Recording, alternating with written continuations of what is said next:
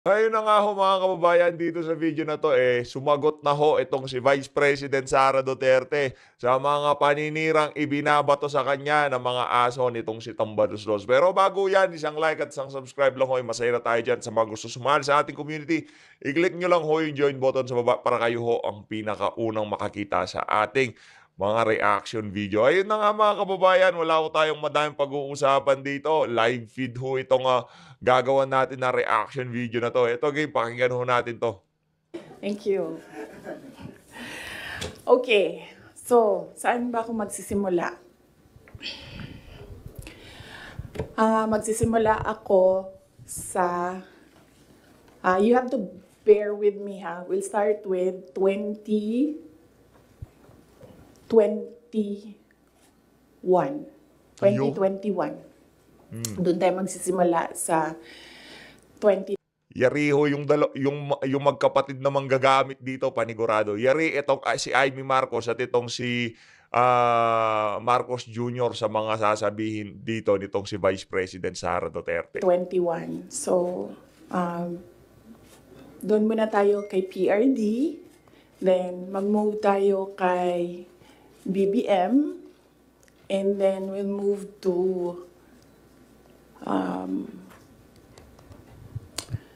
Martin Romualdez. And Nako. then,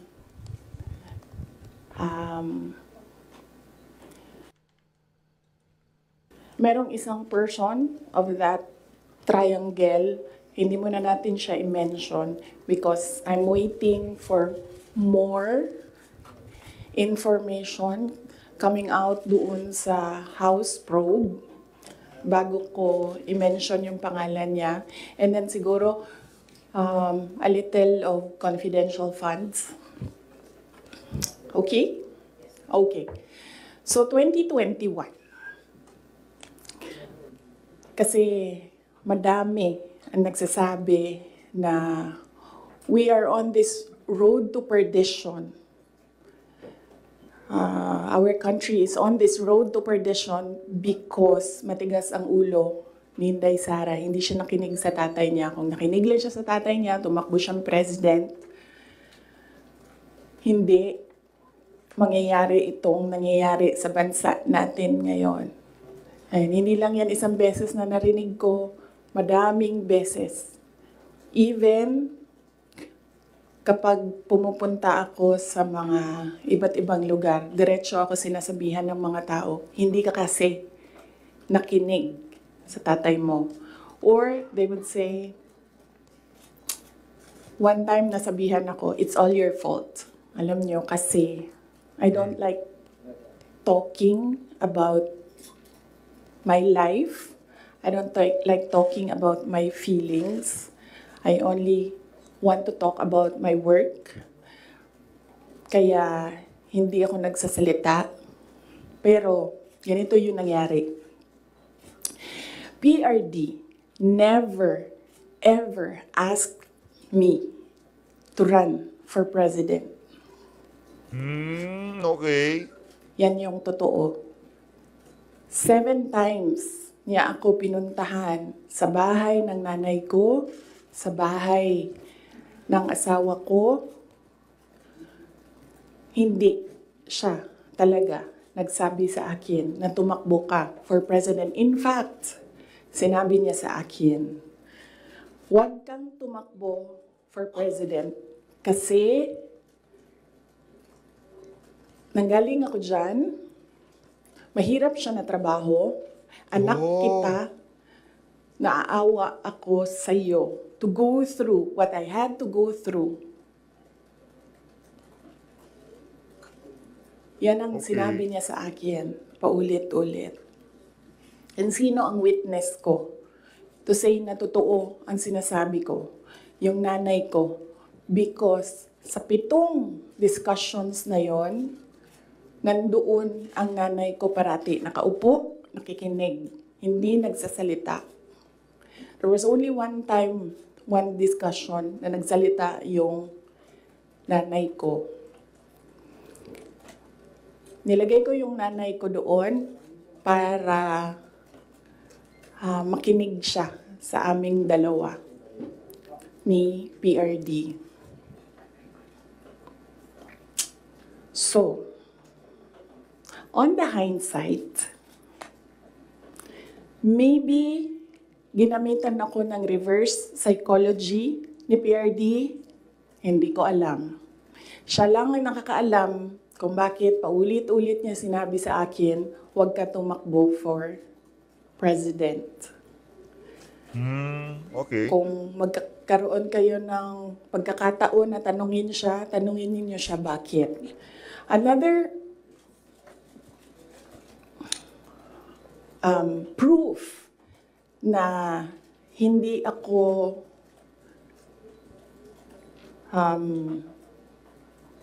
sinabihan ni PRD na tumakbong president, he left me a document, 2 papers in a folder. Unfortunately, naiwan ko sa bahay namin ngayon. Dala ko siya dito sa Manila para ipakita sa inyo, pero naiwan ko siya sa bahay. Ang nakalagay doon, so maybe the next time na magkita-kita tayo lahat, dalhin ko siya. You can read, but you cannot take photos, cannot take videos of the document. Nakalagay doon, in gist lang. Sa left side, nagsasabi siya doon, hindi si PRD. Hindi si PRD ang sumulat nun, ibang tao. Nagsasabi yung tao doon, Sara should not run for any position. Dapat si Bongo ang tumakbong VP. Yun yung nakalagay sa left side na document. Nakalagay sa right side na document, Sara should not run for any position. She should endorse Bongo Rudy Duterte for President and Vice President. So yun yung proof ko. Yun yung dala-dala ni PRD na document nung very last meeting namin. Dala niya yung document na yon. So yun yung proof ko na hindi talaga nagsabi si President Duterte, bo ako for president. And even if nagsabi siya, hindi din talaga ako tatakbo for president. Maaga ako nagsabi sa inyong lahat. Sabi ko, I don't know kung may mga media pa at the time na nandito ngayon. Sinabi ko, wag nyo na muna akong tanungin about the presidency para hindi pa ulit-ulit yung tanong.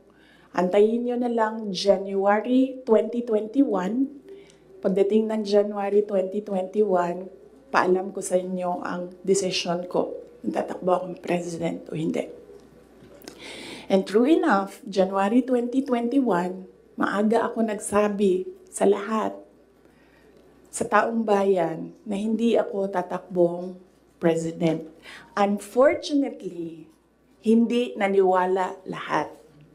Kasi sinasabi ninyo, yan yung track ni President Duterte. Hindi ako tatakbong president, hindi ako tatakbong president. And then, nag-substitute siya. But, yes, anak ako ni PRD, and yes, meron kayong nakikita sa akin na nakikita ninyo sa kanya.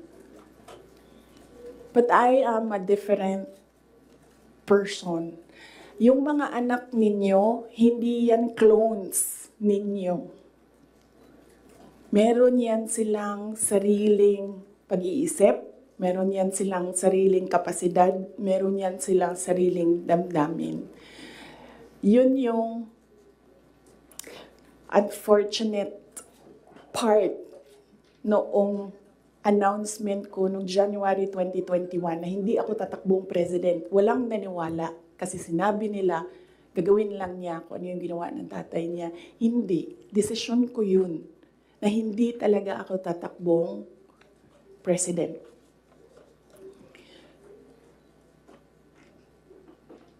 Because at that time, ang gusto ko at pangarap ng lahat siguro na mayors, maka 3 consecutive terms ka as mayor. Okay. So, klaro na yon. May questions doon? Yes, ma'am. Sino pong nagsabi sa inyo? Mike. Sino po yung nagsulat doon sa folder? Unsigned siya, walang pangalan, and I think sinadya nila na wag lagyan ng pangalan yung 2 letters kasi it was really a Sara bashing document. It did not say anything nice about me. So, I think sinadya nila na hindi sabihin sa akin kung sino yung Naku. sumulat ng 2 documents. How did you feel, ma'am? How did you feel po when you seen those documents? Wala naman akong problema sa sarili ko. Alam ko kung anong kakayahan ko, alam ko kung anong kapasidad ko, alam ko kung ano yung kaya kong gawin. So kung ano man yung sabihin nila, nung 2 tao na yon, hindi siya nakaka-apekto sa akin. Well, yes, yun. Sige. Sir. Good morning, Mikael of Reuters. Ma'am, why are you telling all these details to us now? What's the context? Ang Ito talagang mga ano na to para maintindihan natin kung saan nga ba nag-ugat ang pakikipag-tandem niya kay Marcos Jr. Para malaman natin para yung mga paninisi kay BP Sara kasi hindi ka tumakbo kasi kesyo ganito, kesyo ganyan. Hindi naman ho pala siya inalok. Hindi natin alam kung reverse psychology siya ni dating Pangulong Rodrigo Duterte o kung ano pa man yan, di ba? Pagka hindi siya nagsasalita, nag-iiyakan kayo. Pagka naman nagsasalita itong si VP Sara, tinatanong niyo siya bakit siya nagsasalita. Naman to, kung anong gusto niyong gawin ng ale. context nito is the sit down that I promised everyone. Nagsabi ako na mag-sit down ako. Merong mga questions noon na sinabihan ko kayo na it needs a sit down. Pinut off ko yung sit down na yon. Sabi ko nga, I don't like talking about my life. So, hindi ko siya ginawa. Related siya sa letter A, PBBM's deception claim versus VP SD. So, kailangan ko kasi sabihin sa inyo ang simula hanggang ang huli. So, chronological order ko siya para maintindihan niyo yung kwento. So, yun. Yung deception. O yung nagtanong na yon, kung ayaw mo palang marinig at hindi mo maintindihan kung bakit niya nalatag para mas maintindihan ng ating mga kababayan, pwede na ho kayong umalis dyan. Anak ng tokwa. Pagka hindi nagsasalita si BP, nag-iiyakan kayo. Pag nagsalita naman, nag-iiyakan din kayo.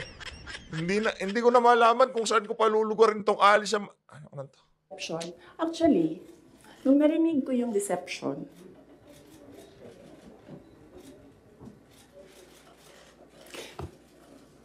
naisip ko pa, hindi ko na siya sasagutin. Kasi, for the love of God, presidente ka na. Importante pa ba yung nararamdaman mo? Di ba kapag presidente ka, hindi na importante yung pagod mo, yung luha mo, yung Correct. fatigue mo, yung stress mo, hindi na siya importante. Because when you are president, importante dyan yung nararamdaman ng taong bayan. Yung bansa. Correct. Yun yung naisip ko when I heard it na parang talagang may panahon ka mag-isip about deception ng isang babae dyan. Ang dami mong oras. Hindi ba dapat iniisip mo na yung mga taong gutom? Yung presyo ng gasolina?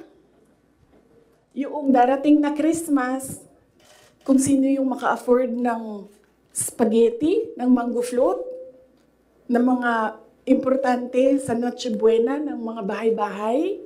Di ba yun yung... So may panahon ka talaga na mag-isip na, oh, this girl. So, inisip ko, hindi ko nasasagutin. Sandali lang hindi ako nagko-cocaine. Pero sobrang lamig niya na yung sipon, sir, mangingi ang tissue.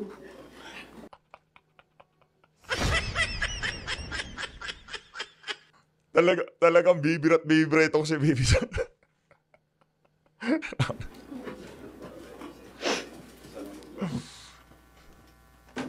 O, wag niyo lang hinaan, sir, kasi sa sobrang dami natin. Tissue lang, sir, may panyo ako. Ayoko ng panyo. Huwag niyo i-off, sir, kasi sa sobrang dami natin, mamamatay tayo dito pag walang aircon. Kasi hindi iikot yung hangin. Okay. Hindi ako umiiyak. Hindi ako nagko-cocaine. Malamig yung aircon. Kasi Okay. i-flip na naman yan.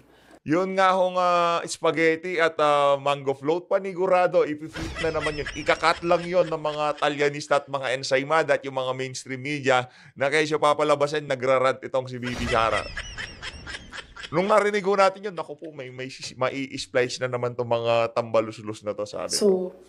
So yun. Hindi ko na siya sasagutin. Kasi naman, hindi naman siya mahalaga sa bayan. Pakialam natin sa kung anong nararamdaman ng President at Vice President, di ba? Ako gani, sa binisaya pa, dawat-dawat raman na. Di ba? Dawat-dawat rana. Ako, ginatira ko nila kada adlaw. I am a subject of a Mega Millions PR attack. I am a subject of a House Committee hearing. Pero hindi na importante yung nararamdaman ko dyan. Ang mahalaga, matuloy namin sa Office of the Vice President kung ano yung sinabi namin na gagawin namin. Diba? So, I don't understand why we're talking about feelings. So, hindi ko na siya sasagutin. And then, sabi ng mga tiga Davao, nandun ako sa Davao nung lumabas niyang deception na yan. And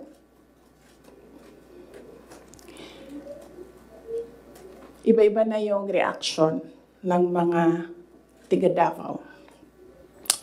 And lahat, hindi maganda yung reaction.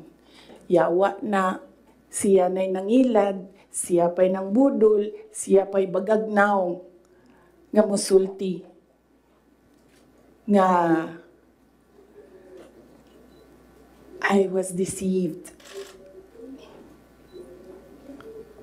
So I thought, well, I will not talk for myself, but I will talk for all the Filipinos nga ang nararamdaman nila ay hindi nabalik ang justice ng boto nila.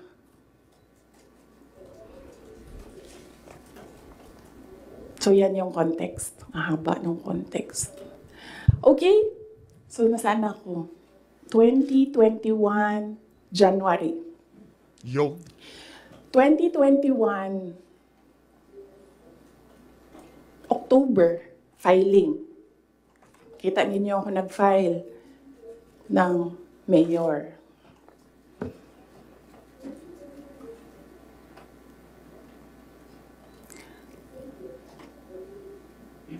Mayor talaga yung tatakbuhan ko.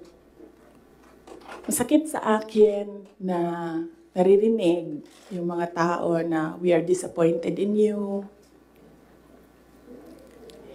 Kasi sa pagtakbo ba, dili man gud na siya kanaganing kung ingnan ka sa mga tao nga, daganday mo, dagan na lang ka. Muna-una po daw ka. Mundagan ko, og presidente, ingani ang may tabo. Nagkaroon ako ng SWOT analysis para lang takbo o hindi. 'Di ba? Lahat ng pumapasok sa opisina ko when I was mayor, meron akong paper nakahati ng ganyan. Okay, ikaw, oh, you give me a pro and a con. You give me a positive and a negative running for president. Ganyan yung ginawa ko. And unfortunately, mas madaming negative kaysa sa lumabas na positive. And honestly, sa totoo lang, sabihin ko sa inyo, ang number one doon na positive, ganito lang. Ganito kasimple. Pangarap ko magkaroon ng effigy na sinusunog. Totoo yan. Because I feel na parang, wow. Sino ba sa inyo, sino ba sa atin ang ginagawa ng effigy? Diba? Sino ba sa atin ang meron talagang tao na hindi matutulog ng hindi. ilang araw para gagawa ng effigy tapos susunugin? Sunugin, correct. Oh. Diba? Wala. So naisip Presidente ko, lang ako. when I become president, meron akong effigy. And susunugin nila and magpapapicture ako doon. Kasi hindi lahat ng tao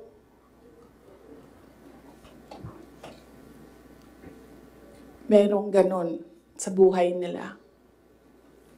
And then another positive was, mapupuntahan ko na lahat ng sulok ng Pilipinas. Makikilala ko na lahat ng mga tao, mga kababayan ko sa Pilipinas. Mapupuntahan ko lahat ng mga bansa na madaming Pilipino na nagtatrabaho doon, na tumutulong sa ekonomiya natin dito sa bansa. One of those positive things na nalista doon.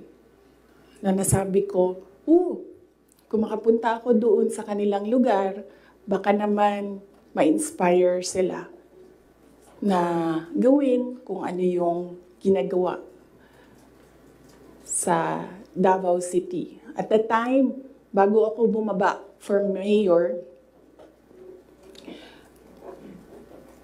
Davao City, nabayaran namin yung utang ng Davao City. 0 ang utang ng Davao City. Number 4 kami sa competitiveness across the country among all HUCs. Number 8 kami sa pinakamayaman na syudad. Insurgency-free kami. Ang dami naming awards.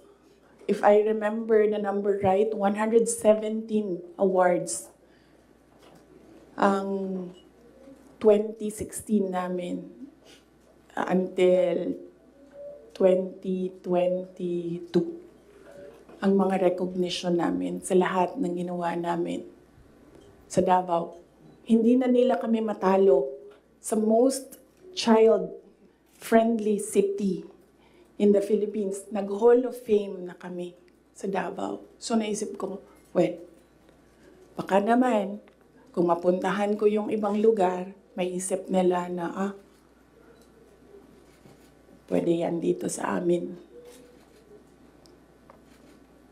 That will improve the quality of life of our kababayans. So anyway, sana ako.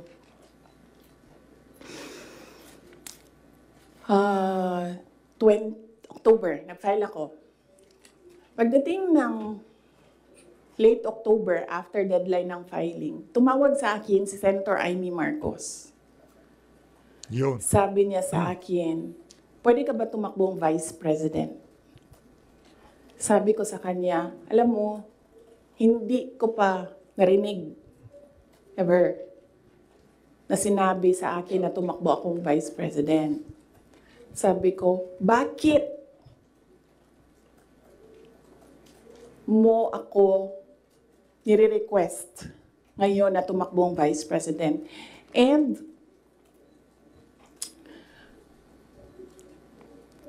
I'm happy that she was honest enough to say, kasi matatalo kami ni Lenny kung hindi mo dalahin ang Bisaya.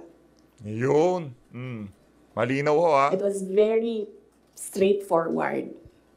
Now, it was all about winning, sinabi niya sa akin. So sabi ko sa kanya, Bisaya naman day ang ato ang giistoryahan dinhi. Tawagan ninyo si Bato de la Rosa. Ask him to slide down to VP. Tumatakbo siyang president. And then ang answer niya was, nah. And then I told her, well, ask PRD to run as your vice president. And then she said, well, that's a closed book already kasi tumatakbo si BG. So, ask BG to run as your vice president. Mga Bisaya man natanan. And then she said na, I don't think kayanin na manalo kami kay Lenny. And then I said, ask Manny Pacquiao to slide down. He's already running for president. And she said, we already did. And Manny Pacquiao told us that God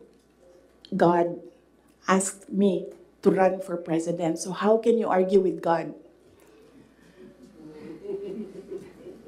Totoo yan. I don't think she will deny that. Very straightforward naman si Senator Amy Marcos eh. Mainit na siya ngayon.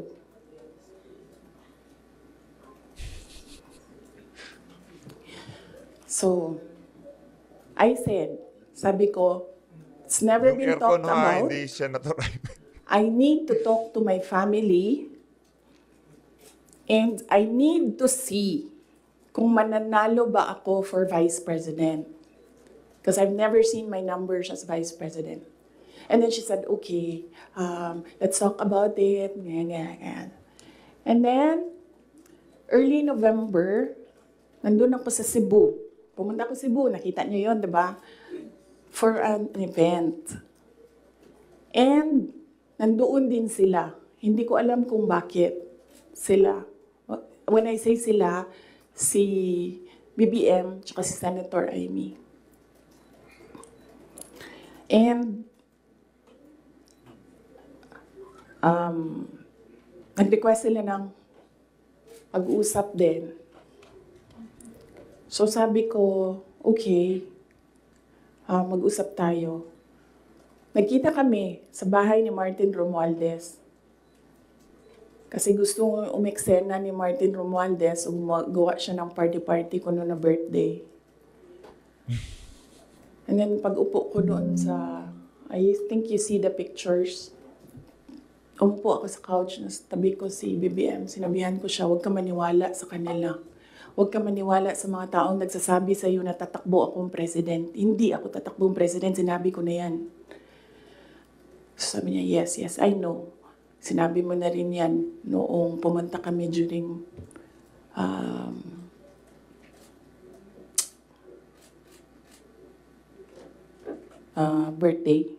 birthday ko.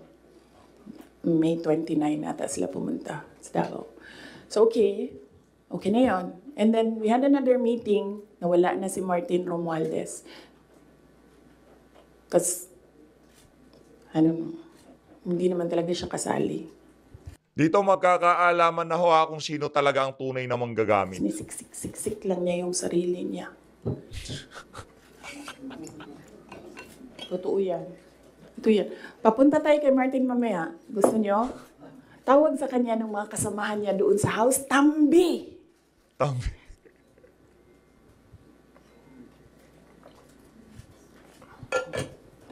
Anyway.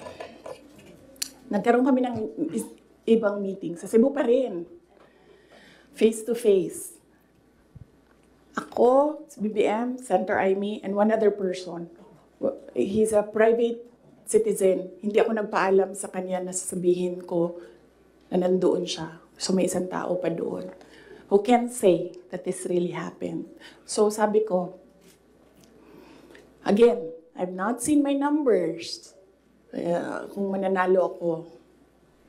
Sabi ko, okay lang sa akin tumakbong Vice President. Sabi ko, number one, siguro man ma-reduce konti ang disappointment ng mga tao sa hindi ko pagtakbong President. I think maiintindihan na nila. And ito na lang yung i-offer ko sa kanila mag-Vice President ako. Number two, madaming big ticket projects. Si PRD. Sa build at that time na gusto ko sana makita na magawa para sa bayan kasi hindi natapos. Kasi Correct. kulang nga talaga ang 6 years. So sa ngayon, magte-third year na tayo, wala pa tayong nakikita na big ticket projects, di ba? For 2028, huwag na kayong mag-expect na meron kayong makita. Kasi it takes more than 6 years to prepare for a big ticket project. So sabi ko, and sinabi ko sa sarili ko, bata pa naman ako, hindi naman ako nagmamadali, wala naman akong papupuntahan. And naisip ko, I cannot do anything more for Davao City. Number 4 na kami. Naisip ko, I don't think kaya ko siya i-elevate to number 3, number 2, number 1. Hanggang dun lang yung kaya ko gawin. So, ibibigay ko sa iba. Maybe they have more ideas, more innovation para mapagawa nilang number 3 ang Davao sa buong Pilipinas. So, I said, okay. I need to see my numbers. Sabi nila, okay, we can do a quick and dirty survey. Sabi ko, oh, sige. Sabi ko, gawin nyo. And then you come back to me kung ano ang mangyayari. So, nagpagawa sila, and then tinawag nila ako.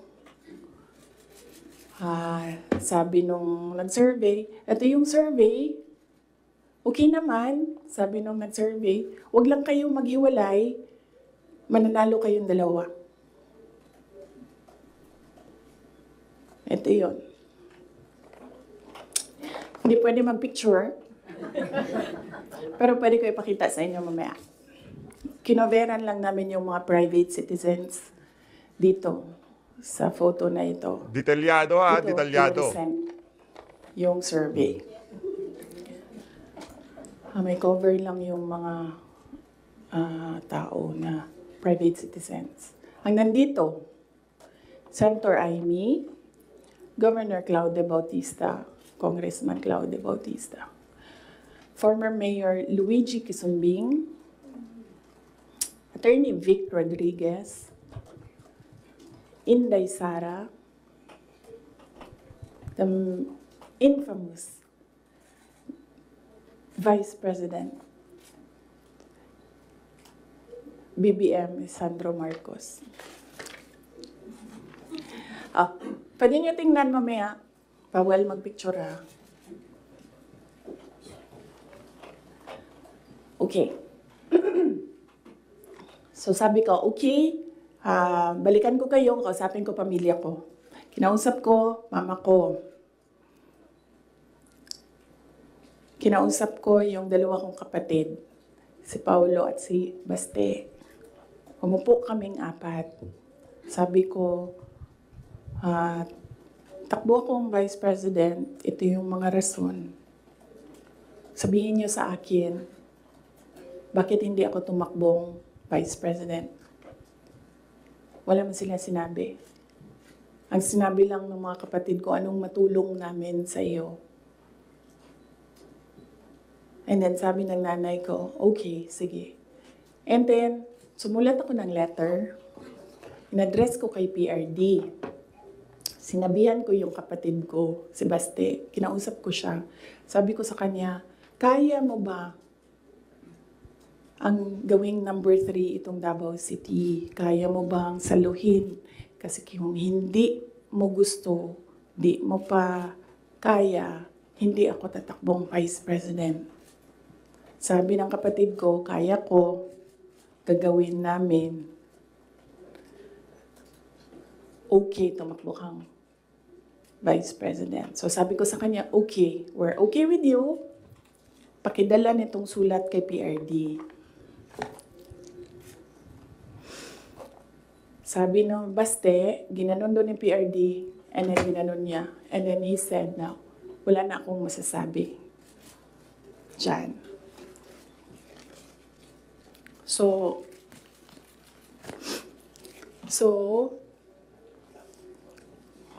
okay lang, sir, kasi kung babaan ninyo, masyado tayong madami dito, iinit siya. So,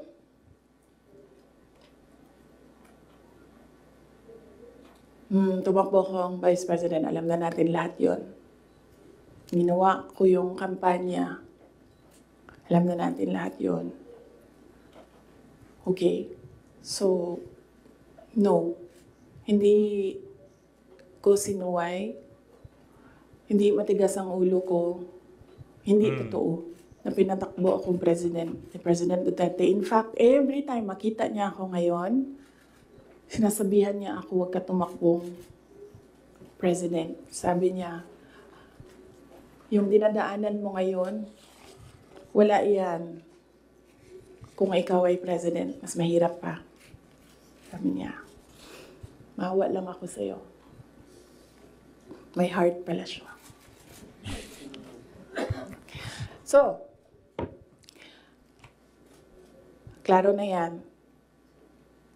Hindi ko kasalanan that we are on this road to hell. Hindi ko kasalanan kung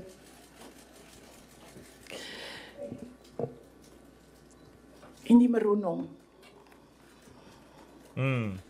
Kasi kung alam mo naman na may kakulangan ka, bibilisan mo yung gagawin mo para mag-catch up. Hindi ka naman uupo lang doon na parang, may kakulangan talaga ako. Ganun talaga. Hindi ganyan. So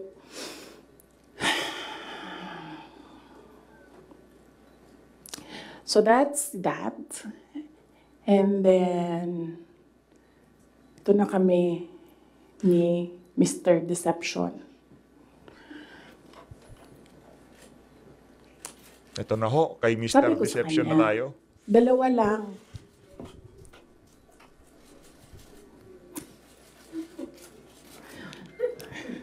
Para pantay. Dalawa lang. Sabi ko, dalawa lang. Ang request ko sa iyo. If you win, dalawa lang ang request ko sa iyo. And I think, I requested this na one-on-one kami online. Pero meron akong nabasa somewhere na merong nakikinig sa side niya. Kasi nag-post yung taong yon. Pero yun yung request ko at the time. Kami lang dalawa. Sabi ko sa kanya, pag nanalo ka, dalawa ang hingin ko sa'yo. Unang-una, yung trabaho ko. I want to work sa security sector. Kasi there will never be development kung hindi solid ang security backbone mo. Hindi ko sinabi sa kanya yan. Pero, tinanong niya ako, bakit Department of National Defense? Sabi ko sa kanya, kasi karamihan naman ng problema ng insurgency, ng terrorism, nandyan yan sa Mindanao. Kinalakihan ko yan, naiintindihan ko siya. In fact, nung bumaba ako, insurgency-free na ang Davao City. So, naiintindihan ko siya. Yan yung gusto ko na trabaho. He said, readily, he said yes. And then, ang isa, sinabi ko sa kanya, itong trabaho na ito, maiiwanan ko yung mga anak ko. Naiintindihan ko yan. Handa ako dyan. Pero humihingi lang ako ng tulong sa iyo na suportahan mo yung air travel ko. Kasi maiiwan yung mga anak ko and gusto ko lang na pag kailangan nila ako, makakauwi ako sa kanila. Kasi itong mga bata na ito, lumaki sila sa akin. since birth hanggang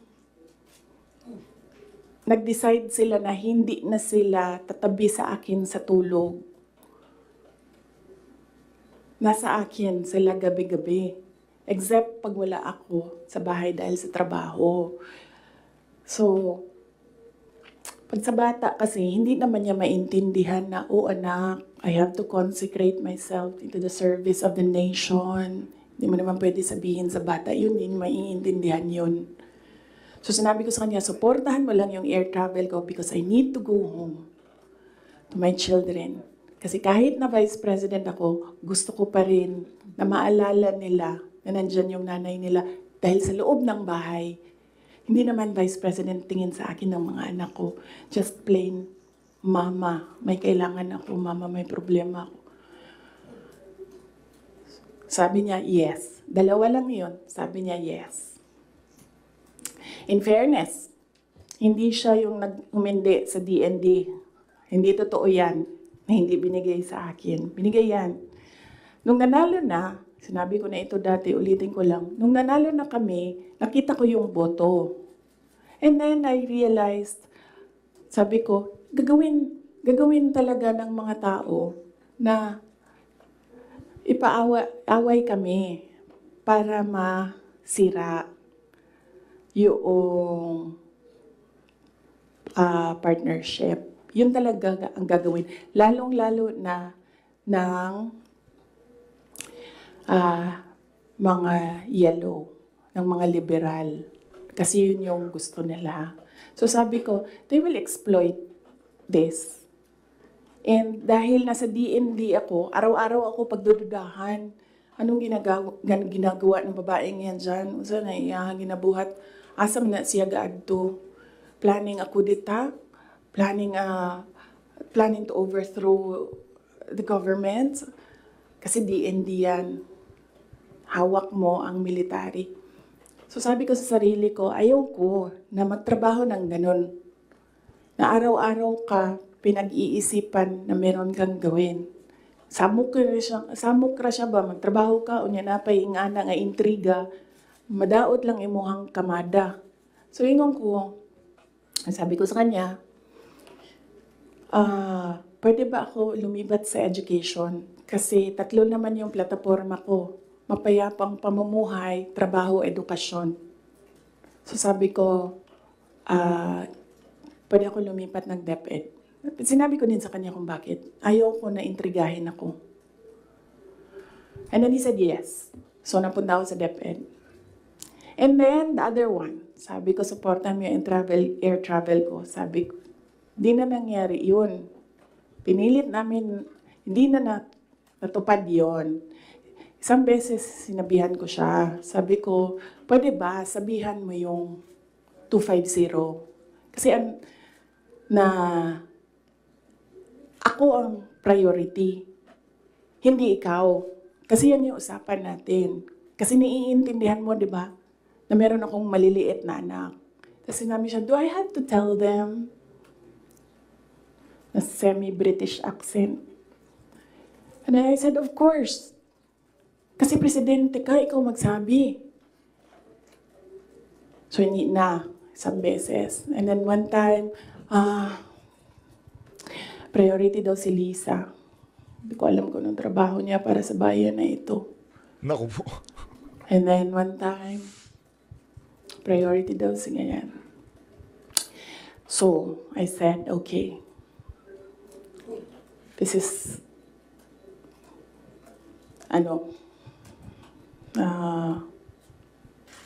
some form of insincerity.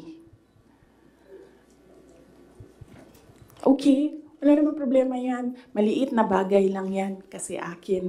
Problema ko lang naman yan. Di man yung problema ng bayan. Problema ba ng bayan? Paano ako babiyahe? Di naman. So, maliit na bagay.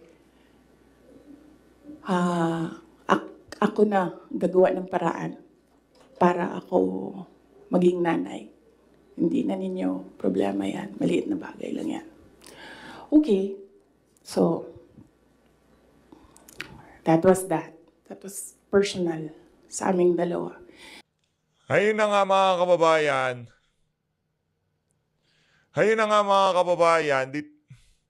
Ayun na nga ho, mga kababayan, dito na ho natin tatapusin itong part 1 ng ating reaction video kaugnay dyan sa pagsasalita na yan itong si Vice President Sara Duterte.